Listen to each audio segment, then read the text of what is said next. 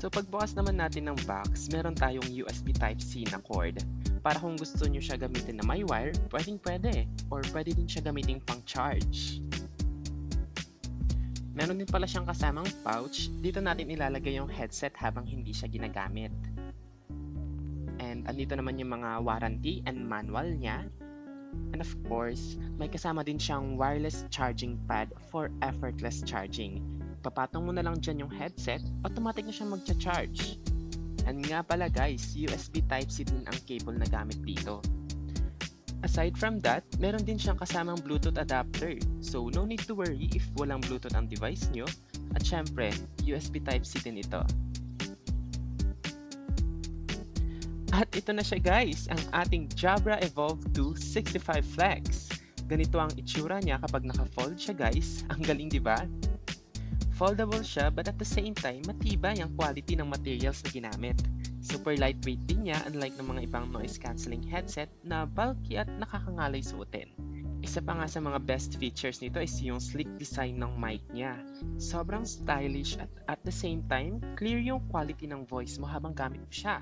Ang ganda pa nga ng aesthetic niya guys and also napaka-comfortable niya sa ulo and sa tenga dahil sa lambot ng mga cushion niya dito. And ito naman guys yung mga magkabilang sides ng controls.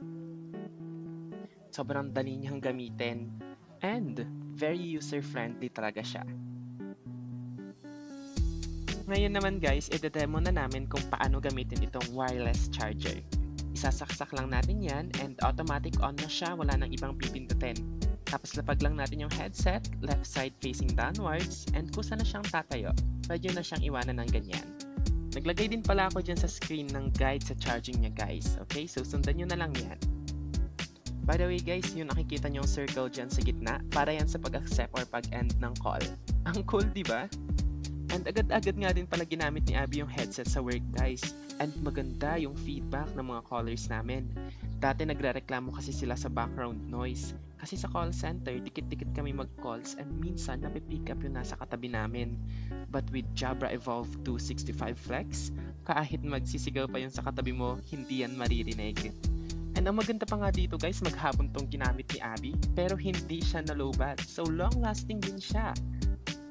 Dito nga pala namin nabili to guys. Official store siya ng Jabra. And so far 1 year na namin tong ginagamit and okay na okay pa din siya. Kaya kung naghahanap kayo ng magandang headset, I suggest na ito na ang bilhin nyo.